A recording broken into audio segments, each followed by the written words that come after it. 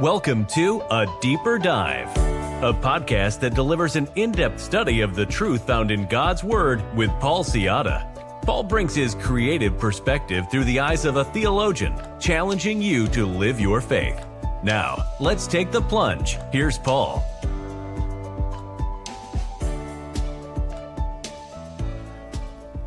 The all-American holiday is upon us, Thanksgiving. Between the family, friends, food, floats, football, and flopping, we need to remember the intent of the holiday, being grateful. Although Thanksgiving is now more tradition and secularized, as well as the unofficial start of the Christmas holidays and shopping season, both of which, by my observation, has been going on for months, its religious roots trail back to the Protestant practice of days of fasting and feasting. That is, fasting when things got hard and feasting when things were good.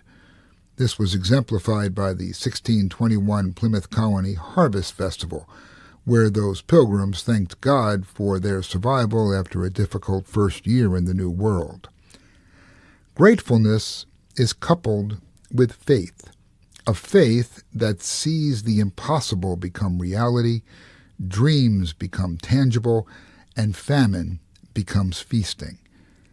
Today, we are thankful for any number of good things, but we rarely acknowledge the real source.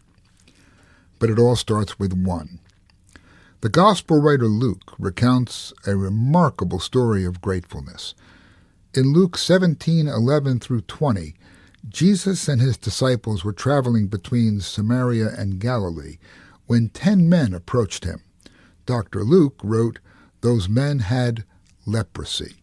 Now, the Greek word used here could apply to any skin disease, but it's a doctor that's writing this, so let's assume that he was able to diagnose leprosy. By the way, leprosy is still around. It's called Hansen's disease, infection and scaling of the skin, but there is also infection of the nerves, respiratory tract, and eyes.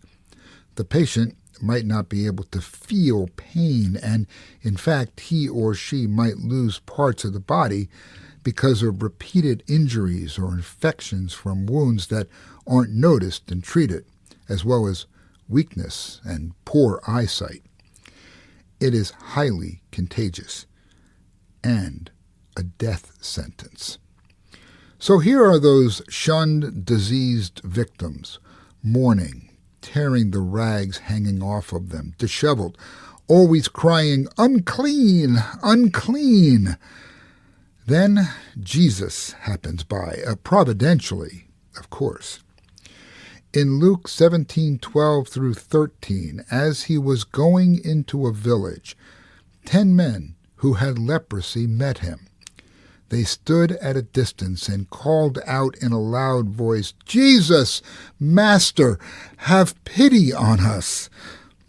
Now, note, they did not ask for healing, only pity. That would require faith beyond the circumstances. But this is Jesus, the one who exceeds our expectations.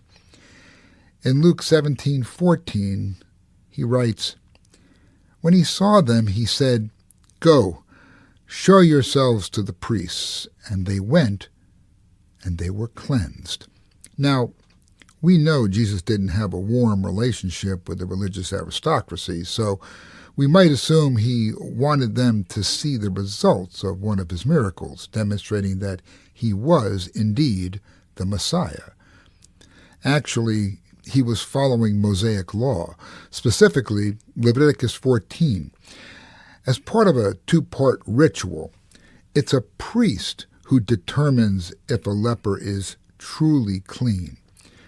Outside the camp, he would have to be declared healed, returned from the dead. The second part was being accepted back into the culture through an elaborate process of cleansing and offerings. Now, as complicated as it was, these guys probably visualized the day when they could stand before the priests, but they were healed even before they got there. But there was that one guy.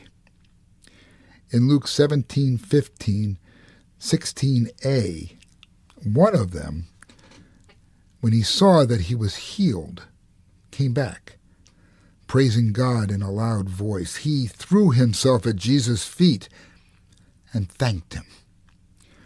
Now, here is a former leper, rescued from the death sentence of this horrible disease.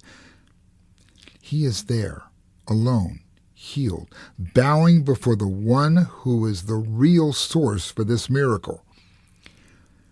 Luke 17:17 and 18, Jesus asked, "Were not all 10 cleansed? Where are the other 9?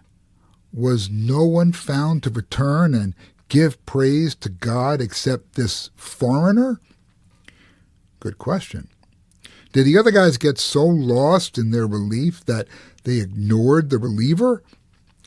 Well, it might be understandable to be overwhelmed when your death sentence had been pardoned. But did you forget who did the pardoning? Now here's a point that often gets lost in the story. In Luke 17:16b, he tells us the 10th man was a Samaritan. Now remember, Jesus and his disciples were traveling between Galilee and Samaria. This rejected nationality was hated by the Jews. They were considered half-breeds versus God's pure chosen people. So this healed leper was doubly ostracized. And Jesus gave this ex-leper a hope and a future. Luke 17:19, he then said to him, "Rise and go. Your faith has made you well." In the Greek, Luke writes, Jesus not only healed him physically, but his faith saved him. And from this guy's perspective, he didn't need the priest to tell him that he was welcomed into the community. He accepted the invitation along with the grace and mercy of the Messiah. It was his faith that brought him back. And that's true for us. On this Thanksgiving, we can know that no man, no religion, no ritual declares you or me clean from our sin. Only Jesus. His death and resurrection affirms his domination over all the earth, including illness, disease, and certain death. In Jesus' words, "For just as the Father raises the dead and gives them life, even so the Son gives life to whom he is pleased to give it." That's John chapter 5, verse 21.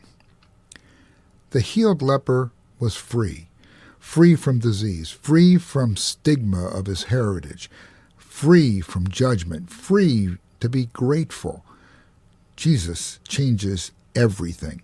Gratefulness came through the faith of one, and the one who had the power to turn a broken one toward a loving God, because that's the power of one, just one. Something to be grateful for. Here's some encouragement for you. Let us remember why we celebrate this holiday. Yes, there's family, food, and football. It's all part of the tradition, but the healing that can only come through the saving power of Christ shows us the real source. Thanks for taking a deeper dive with Communicating with Purpose Ministries. Discover more about CWP and how we can encourage your faith journey at www.cwp-now.com. Additionally, listen to Paul's Purposeful Pause podcast for more insights.